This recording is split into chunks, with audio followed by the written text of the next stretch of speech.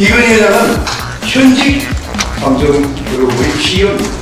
우리는 개인이 아니라 국민을 대표해서 이 자리에 와 있습니다.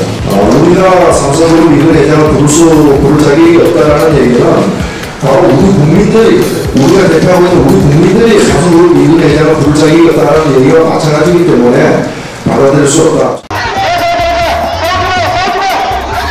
저희들은 근로자들이 그런 어떤 그 강압적이고 물리적인 그런 것만 하지 않는다면은 돈 들여가면서 용역을 쓸 이유가 전혀 없다는 말씀을 제가 드립니다. 네. 근데 그렇게 노동자들이 불법 행위를 하면은 그거는 사법적으로 처리를 하면 되는 것이죠. 그걸 갖다가 법이 통하지 않으니까 용역 쓴다는 얘기는 법으로 통하지 않으니까 주먹 쓰겠다는 얘기가 똑같은 거. 하고 있는 선거 막판. 지금 저 두 분은 같은 당인지 딴 당인지 제가 참 구분이 좀 안 될 정도네. 보통 선거를 해서 연립정부는 만들어도 선거 전에 후보를 단일화하는 사례는 아마 전 세계에 어디가 있을지 참 궁금합니다. 왜 두 당이 이렇게 서로 다른데 연대하느냐? 같으면 통합해야 되는데 다르기 때문에 연대하고 있다 이렇게 말씀을 드리고, 사실 한국하고 일본하고 서로 사이도 별로 안 좋지만 외계인이 쳐들어오면 연대해야 되지 않습니까? 네. 한일 연대도 외계인이 쳐들어오면 해야 된다 이렇게 말씀드리고요. 한 손엔 칼을 들고 있습니다. 하지만 전직 부장검사가 전화 두 통으로 서민들이 평생 벌어도 못 벌 돈을 벌어들이는 전관예우의 법정에서 과연 법 앞에 만인은 평등합니까? 10,000명만 평등할 뿐입니다. 여기에 정의가 어디 있습니까? 오늘날 대한민국 정의의 신상은 한 손엔 전화기, 다른 한 손엔 돈 다발을 들고 있을 뿐입니다. 6411번 버스라고 있습니다. 서울 구로구 가로수공원에서 출발해서 강남을 거쳐서 개포동 주공 2단지까지 대략 2시간 정도 걸리는 노선버스입니다. 내일 아침에도 이 버스는 새벽 4시 정각에 출발합니다.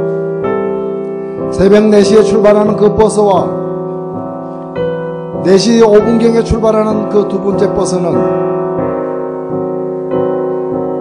출발점에서 출발한 지 15분 만에 신도림과 구로시장을 거칠 때쯤이면은 좌석은 만석이 되고 버스 사이 그 복도길까지 사람들이 한 명 한 명 바닥에 다 앉는 진풍경이 매일 벌어집니다. 새로운 사람이 타는 일은 거의 없습니다. 매일 같은 사람이 탑니다. 그래서 시내버스인데도 마치 고정석이 있는 것처럼 어느 중류소에서 누가 타고 강남 어느 중류소에서 누가 내린지 모두가 알고 있는 매우 특이한 버스입니다. 이 버스에 타시는 분들은 새벽 3시에 일어나서 새벽 5시 반이면은 직장인 강남의 빌딩에 출근을 해야 되는 분들입니다. 지하철이 다니지 않는 시각이기 때문에 매일 이 버스를 이용하고 있습니다. 한 분이 어쩌다가 결근을 하면은 누가 어디에서 안 탔는지 모두가 다 알고 있습니다. 그러나 시간이 좀 흘러서 아침 출근 시간이 되고 낮에도 이 버스를 이용하는 사람이 있고 퇴근길에도 이 버스를 이용하는 사람이 있지만 그 누구도 새벽 4시와 새벽 4시 5분에 출발하는 6411번 버스가 출발 전부터 거의 만석이 되어서 강남의 여러 정류장에서 아주머니들을 50대 60대 아주머니들을 다 내려준 후에 종점으로 향하는지를 아는 사람은 없습니다. 이분들이 아침에 출근하는 직장도 마찬가지입니다. 아들, 딸과 같은 수많은 직장인들이 그 빌딩을 드나들지만 그 빌딩에 새벽 5시 반에 출근하는 아줌마들에 의해서 청소되고 정비되고 있는 줄 의식하는 사람은 없습니다. 이분들은 태어날 때부터 이름이 있었지만 그 이름으로 불리우지 않습니다. 그냥 아주머니입니다. 그냥 청소하는 미화원일 뿐입니다. 한 달에 85만 원 받는 이분들이야말로 투명인간입니다. 존재하되 그 존재를 우리가 느끼지 못하고 함께 살아가는 분들입니다.